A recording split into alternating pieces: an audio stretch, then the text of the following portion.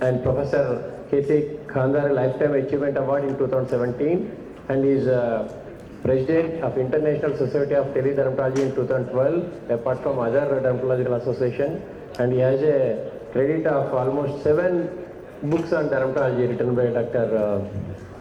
Jacob Thomas. Now I request Dr. Jacob Thomas to deliver the Harishchandra Memorial Guest Lecture. Your attention to Dr. Jacob Thomas. Good afternoon, ladies and gentlemen, Mrs. Chairpersons, Dr. Ramesh and Dr. Rangaya. First of all, my pronouns to Dr. Harishchandra. And when he is at this level, he is a great man. I shouldn't stand at the same level. I'll come down.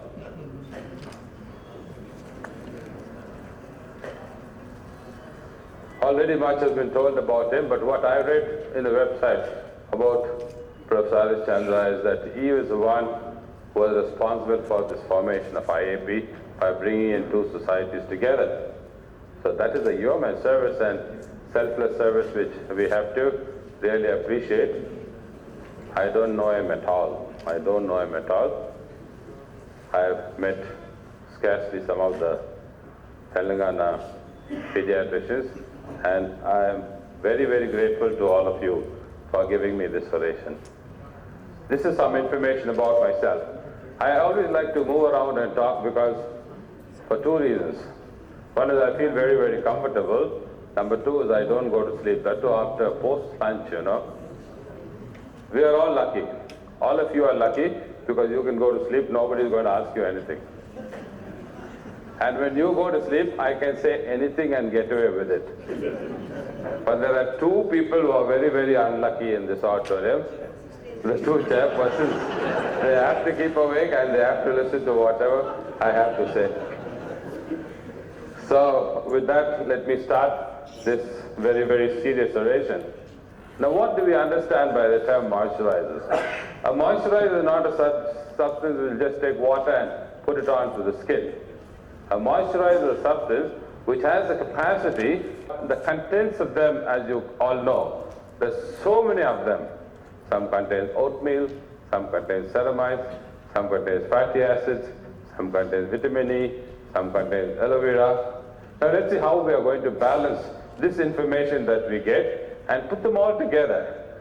Put them all together so that we come to a cogent conclusion as to what we really are looking at for children.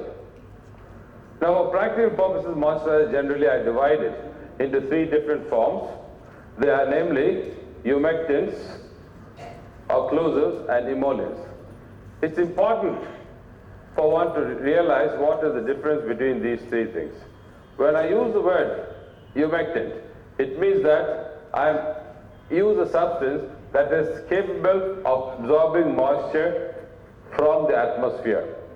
And if there is no moisture in the atmosphere, as what we get in Chennai, then this humectant will start absorbing moisture from the lower layers of the dermis. In short, it helps to keep the water at the level of the epidermis. The next thing is, what are we talking about when we say occlusives? They just block the skin. All the pores of the skin are blocked and they do not allow water to escape out of the skin. That's all it means. The true emollients that we talk about, which are part of moisturizers, are those which will enter into the crevices.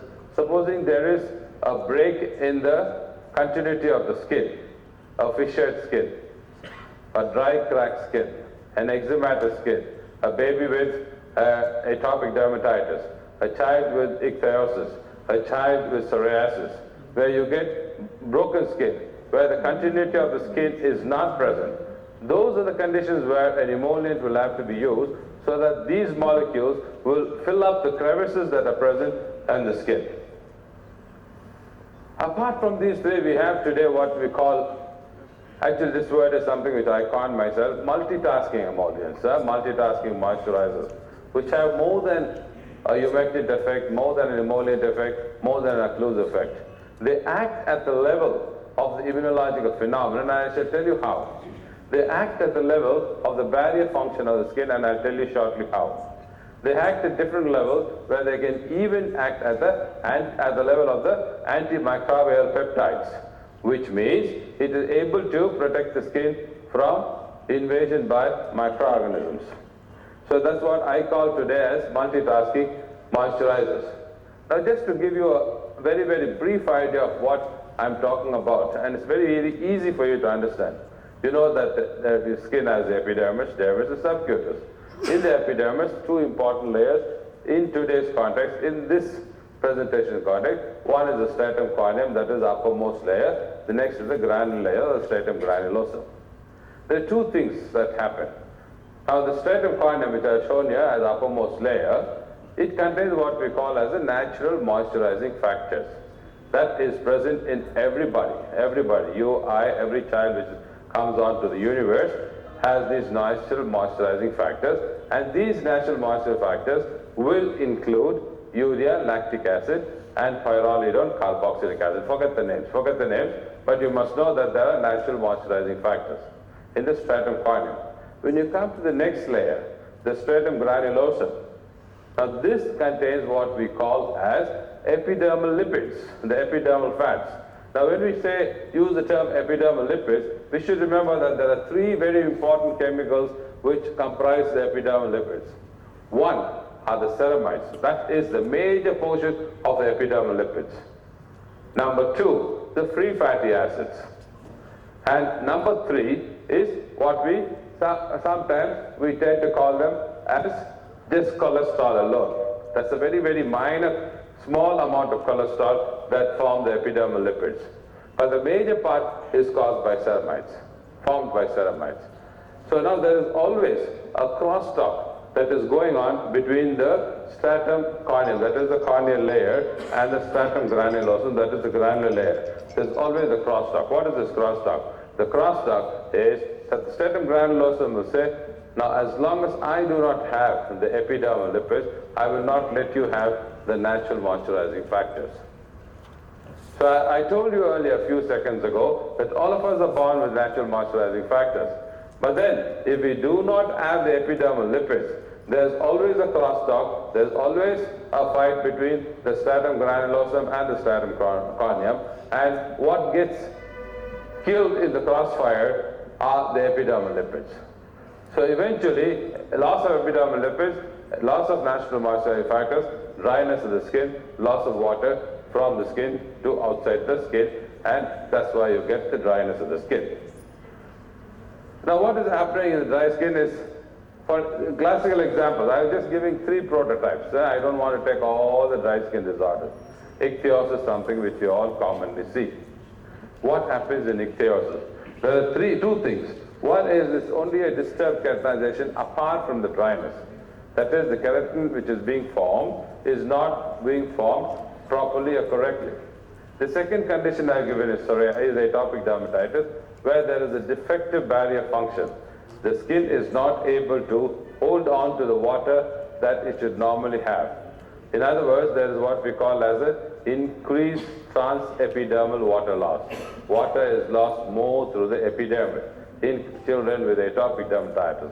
And the third condition, which I have quoted as a prototype, is psoriasis, which is an immune-mediated inflammatory disease.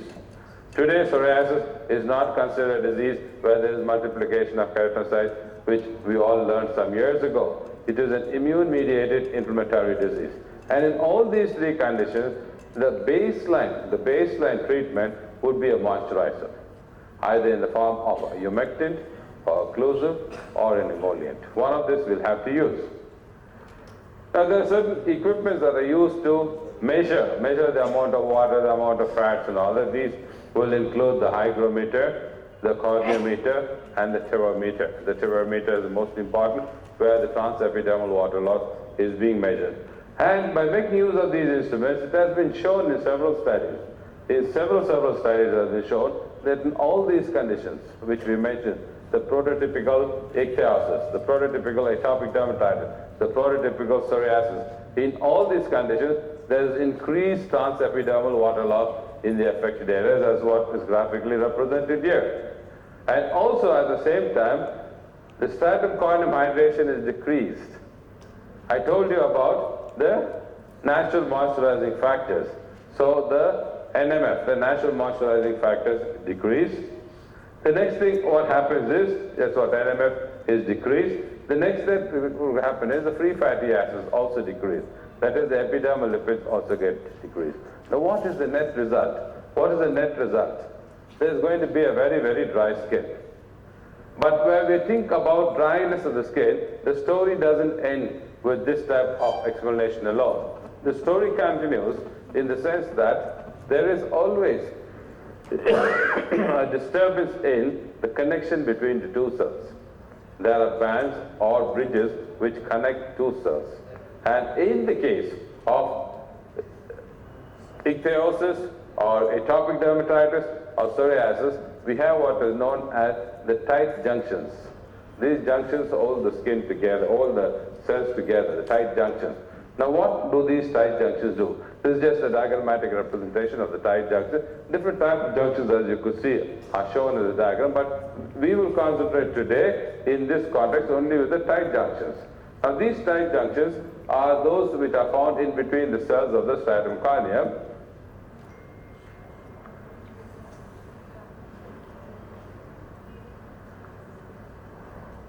Cameraman is settling down. Okay, he was walking in between, right. Now these are the tight junctions, and where you find them in the upper portion of the epidermis. What do? They do not allow anything from outside the skin to go inside, whether it is water or even if it is going to be a medication, a topical steroid or an emollient or a humectant, it will not allow. The tight junctions will prevent them from getting in. And not only that, the tight junctions will also prevent water from being lost from inside the skin, as what you could see here.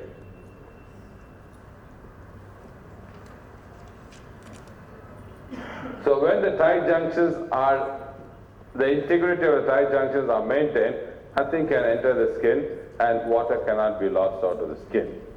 When there is a defect in these tight junctions, just the reverse happens. Anything can easily enter the skin. A topical steroid applied onto a psoriatic child or to an atopic child could get absorbed so very easily. And transepidermal water loss is increased. This is what I try to represent in this diagram. Now again, the story doesn't end with tight junctions alone, which are namely claudin and occludin, which I have described or rather mentioned here. It doesn't end there. It also continues into an inflammatory process. It also continues into an inflammatory process. In other words, the Langerhans cells are involved, the blood vessels get involved, the mast cell. Yes. Okay, I've just broken that. The interleukins get involved, the mast cells get involved, and release of cytokines, which could lead on to a number of what we call as the antimicrobial peptides, the AMPs, which lead on to infection and dryness of the skin. Now I'm coming slowly, converging down to the point of the importance of moisturizers. We started with dryness of the skin due to the loss of, number one is the natural moisturizing factors and the fatty acids as well as the epidermal lipids. Then we said that the story doesn't end there, it goes on to the tight junctions. And we also mentioned that the story doesn't end there, it goes on to the immune-mediated inflammatory conditions. And we also saw that three prototypical conditions would include ichthyosis, psoriasis, and atopic dermatitis. So keeping those in mind, now we have to start looking at not just humectants, not just occlusives, not just emollients. If you really want a moisturizer, you must start looking at the multitasking moisturizer. Now what will be the ideal multitasking moisturizer? This should contain, that is, when I use the word interpolation, I'm going to interpolate whatever we read now or saw now with what we are going to see in practice. All this is theory. It might sound irrelevant to you. But then when you really translate it into practice, it becomes important for us to know certain molecules that have to compulsorily be present in a moisturizer. That would include molecules that could prevent these three conditions that take place in any of the conditions which I told you: scaling, thickening, and redness. Scaling of the skin, thickening of the skin, redness of the skin. Now, how do we take care of that? We might have to use molecules which contain oatmeal. Oatmeal in any form. When I say oatmeal, I don't mean the Quaker oats that we make and have in the morning. It's the oats that is derived from a different source, and even in a poor resource setting, we will be able to get this very, very easily. The different forms of oats that are available. And apart from the oat, we also need certain phenolic compounds which will include the flavonoids and the avenanthramides. Avenanthramides, another important molecule that has to be added on to moisturizer. And apart from these flavonoids and avenanthramides, we will need what is known as ceramide, because I told you earlier a few minutes ago that ceramides form the bulk of the epidermal lipids. And in the crosstalk between the stratum granulosum and stratum corneum, if the epidermal lipids are reduced, the natural moisturizing factors will go, and therefore we will have to have a rational or a logical combination of oatmeal, flavonoids, avenanthramides, ceramides. That would definitely give us a good combination of a proper anti-inflammatory as well as a non-drying moisturizer that we are looking at. Here is just to give you an example, otherwise it's going to be monotonous. A baby, an infant who is having ectodermic psoriasis. This is baby was a picture of the child which I took in the Kanchi Kamagoti Child Trust Hospital. Nothing was given. I did not give him antihistaminics, no antibiotic, just a topical moisturizer before this congenital ectodermic psoriasis. Here's an example of atopic dermatitis which did very well only with moisturizers, and an example of a severe form of ichthyosis which did well with moisturizers. So just with moisturizer alone, we could attain to a great degree what we would expect from a topical steroid or something like that. So the concluding points in this part of it, I didn't say final points. Final, the word final is a very nice word. So when you say the word finally, everybody is happy. Oh my God, he's coming to the end of it. I didn't say final, I'm just saying conclusive point. In this part of it, where we talk about moisturizers, we have to look for something. Brand names apart. Something which contains oatmeal, something which contains avenanthramides, something which gets ceramide, and which will serve the purpose. Don't you worry, I won't take you through the 23 minutes. Baby skin, different from the adult skin. Obviously, after being 9 months in the cozy womb, when the baby comes out, it's always exposed to so much of external factors. And the most important thing is that it is immunologically unprepared to face the world. So it has to undergo certain changes, both anatomically and physiologically, when you compare a child's skin with an adult skin.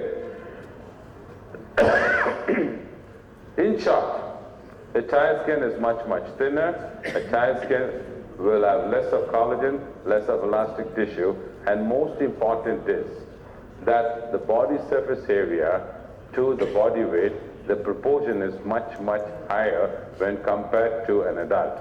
That is an important practical point which, my dear friends, I would like you to take. The BSA and the body weight proportion is 3 times that of what is present in an adult. What does that mean? That anything that is applied to the skin of a baby or of a newborn will be absorbed 3 times more than what will be absorbed in an adult. Which brings us to the logical conclusion that whatever is applied to a baby skin should be only 1/3 the strength of what is used in an adult. So that would be an important take-home practical clinical point for all of us. When we realize this proportion of body weight and body surface area. And the common skin problems, again, absolutely almost similar to what we saw, but we have a few other things like the vernix caseosa, or if the vernix caseosa keeps on persisting, we start calling it fatal cap. Infantile candidiasis, atopic eczema, napkin dermatitis, sunburns, so many other conditions that could come as a result of this immunological unpreparedness that the child had when he or she was born. And what is the care that should be taken? What is the care that should be taken? First thing is cleansing. How soon will you cleanse? Now, most people think that we have to give a few hours before we start cleansing the newborn. No, you can cleanse it immediately. But you don't have to use a cleansing agent. Even just plain water is good enough. Plain water is good enough. But using a cleansing agent is not harmful at all. Not harmful at all, depending on the requirements. If there's going to be too much of meconium, there's going to be too much of vomitus, there's going to be too much of secretion, then probably we'll have to start doing things in a different way totally. Another significance is already I told you about this body surface area and the body weight proportion. Current cleansing practices in India. What is the current cleansing practice that we have? Who's the expert? Who's the expert to give us? The first and the most important person is the grandmother. The grandmother only is, no, you must use this soap. I use it for you, I use it for your father, your grandfather, everybody. Right? Except on herself, she would have used it on everybody else. That's what generally happens, you know. So then after that, the media, the visual as well as the print media, as I keep saying, there's no more tears, there's no more this thing, all that media will be saying. Next, colleagues. The peers are very, very important. Friends, peers, and colleagues. The father, the new father goes to the office, he will be told by somebody, no, this is very good. This powder is good. You use Bazan powder, mix it with turmeric, put a little soap nut with it, put this, put that, put sugar, and everything with it, your baby will become sweet. So finally, after all that is over, finally they come to you. After the grandmother has finished, the peers are finished, the friends are finished, the media has finished, then only the doctor is consulted. So don't worry about it. It's a situation is the same everywhere. I'm sure none of us can put up our hands and say, no, I'm the first one to be consulted by the parents as to what cleansers to use. We don't have to worry. But what is important is that we have to know the difference between the soap and what is today known as the synthetic detergent or the syndex. The syndex, what we call the non-soaps. Now it's very important that most of these soaps are alkali. That is more than 7, goes to even 8. Whereas the synthetic detergents are surfactant based. And when they are surfactant based, they're bound to be more towards the acid medium. And when you make use of a cleansing agent which is more towards the acid medium, it definitely helps in bringing down the load of the microorganisms. It brings down even the dirt and other things which you want to do. And another good advice, another good piece of advice would be, instead of using a cake, a liquid format would be good. A liquid format would be good, easy. Otherwise the soap, the child could easily slip off. It's so slimy. I've put here a picture of what happens, why we should start using acidic cleanser more than this is a very busy slide. I'll try to break it into pieces. What I've done is, the skin is positively charged, that is negatively charged all the time. Dirt also is negatively charged. So they come close to each other. But what happens is, we start making use of a detergent. When the detergent with the dirt will become positively charged, and then they form what is known as a sud. And these suds are quickly thrown out of the surface of the skin. So we must look at something which will be able to make what is positive into negative, so that eventually the negative component will go away, and for that only an acid component, something less than 7. Now there's one thing, most of us are faced by our medical representative come 5.5, 5.5, 5. There's nothing holy and sanctorum over 5.5. Anything below 7 is fine. I don't know from where they got this 5.5. God only knows. Even I've been to different parts of the world. I tried to find out how they got this 5.5 formula. Nobody knows. Somebody started it in a pharmaceutical and they continue to go and give the names, fanciful names. Fanciful, the compounds are given fanciful names just to catch the market, If you call something with a baby's name, you love it. No, you call somebody Saraswati, you're not going to love it so much. You call her Sarasu, nice. Huh? Lakshmi is not so good. Lucky, that is nice. Something like that, Teddy bar and or whatever it is. There are certain names which people give to certain molecules, which personally I wouldn't want to advise my parents to start using. And now eventually the need for a baby wash, where, as I told you, we might have to use. Particularly when we think about powders, they dab the baby with powder. Ask them what, because no, after we clean the nappy, we want to put in powder. That's where all the problems start. And that too, when there is a dermatitis, when there is a discontinuity in the skin, these powder particles could land up and cause foreign body granulation, foreign body granuloma formation, and things like that. So we should be able to draw a conclusion, not by the names. I'm not drawing a conclusion today. I'm talking in the name of late Professor Harish Chandra. I do not want to give names of products. Please, in your questions, don't ask me names of products. I'm telling you, use a balanced approach. Use a balanced approach in selecting your moisturizer, your emollient, your powder, your cleanser, whatever you want to choose correctly, so that at the end of the day, you know that there is no disruption in the pH. We have a pH which is more towards the acid. And just about 4 or 5 days ago, Dr. Ramesh sent me an SMS stating, ask a question to the audience, please.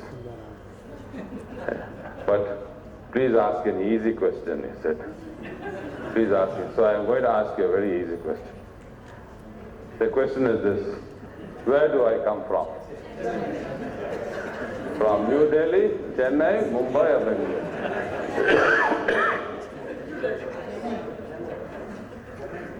And when I told Dr. Ramesh, this is the question I'm going to ask, he said, no, this is very tough. Don't ask such a tough question. I want you to ask an easy question. So I said, okay, I'll ask you an easier question. Let's see.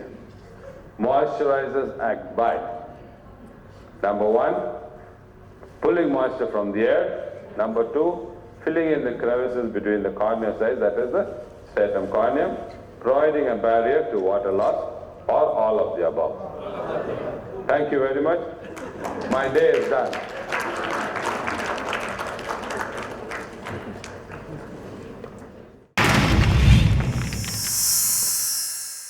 Like and subscribe Eagle Media Works.